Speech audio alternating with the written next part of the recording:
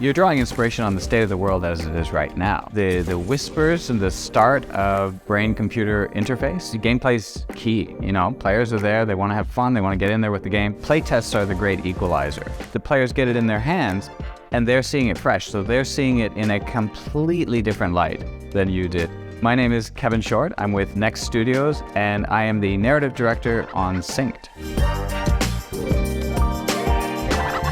Yeah, a blank page is a horrible thing for a writer. With a game like SYNCED, part of the game was already, had already been established. First thing, obviously, you're looking at is what is there. So it was this post-apocalyptic world, which was fantastic. The base of the game was great. And so we really needed to just go, okay, well, what is the game saying? What are the players trying to do in the game? How do we motivate the player to do what the gameplay is asking? First of all, I have a team of writers. So this is as you say, it's a big game, and you don't write it in isolation. And so the first thing we started doing is just brainstorming on what it is we think the game is about, and what sort of story can we layer on top of that.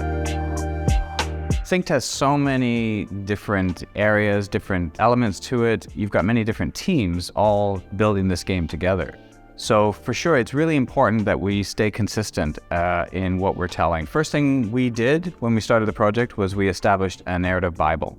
And that's where we put everything that we understand about the game. Who are the players in the world? We have Shinar, which is this corporation that established the Morpheus chip. Why did Shinar create this Morpheus chip? How did these nanos come about? How involved was Shinar in this? And then who are the runners? Where do they all come from, and why are they converging on this one location? One of the keys, I mentioned it before, it's important to keep all the departments on the same page. Certainly establishing a narrative Bible is important. The tricky thing with a narrative Bible is it's always a live document. It's a living document. It's constantly updating, changing. For us, the key is constant communication. You have to stay in contact quite actively with every single department. I have regular calls with the creative director, with the art director, with the level design director, with the game designer. Even though our game is coming out in the summer, we're already talking about season 3. You have to look ahead and start planning for what's going on. So it's really important that everyone stays in sync, and documentation, a lot of documentation where you just constantly update. So in a game like SYNCED, it's match-based, and so players are going to approach this. Freedom is key. Freedom's key in any game. If you don't want freedom, go watch a movie, right? You're playing a game because you want to be able to explore and move around and grab things at your own pace. And so with a game like SYNCED, that's especially true because it's match-based, and you go in when you want, where you want. We really have to craft carefully where are we putting our story elements. For us, a lot of the story elements happen in the world. You can find them in the world. We have things called memory fragments. The memory fragments tie into the world. The world is all about this brain-computer interface. We have a network that's called the Mimir network, where all the knowledge of the world has been housed. And that knowledge, because of the corruption, is sort of popping up everywhere. And so players can find this data in the world when they're playing, and they can scan it, grab it, and now they've got, an audio memory from the past or a text memory from the past. And it's going to tell them the story of what happened in this place before the collapse. You're drawing inspiration on the state of the world as it is right now. Smartphones are everywhere. They're ubiquitous in everything we do. The whispers and the start of brain-computer interface, that's just started to come in. So you extrapolate from that. You go, okay, well, that's possibly where we're headed. Those are the types of things we're going. We have other references. There's movies and TV shows that we look at that touch on these subjects that kind of you draw inspiration from. Man versus machine is a big theme for us. Like just as a simple, starting point, that's one of our big themes in the game. We want to make sure that becomes core to our seasonal content. We start moving on to, okay, what are the seasons going to be about? Every season has a narrative arc to it. And so the first thing we do is we look at the year.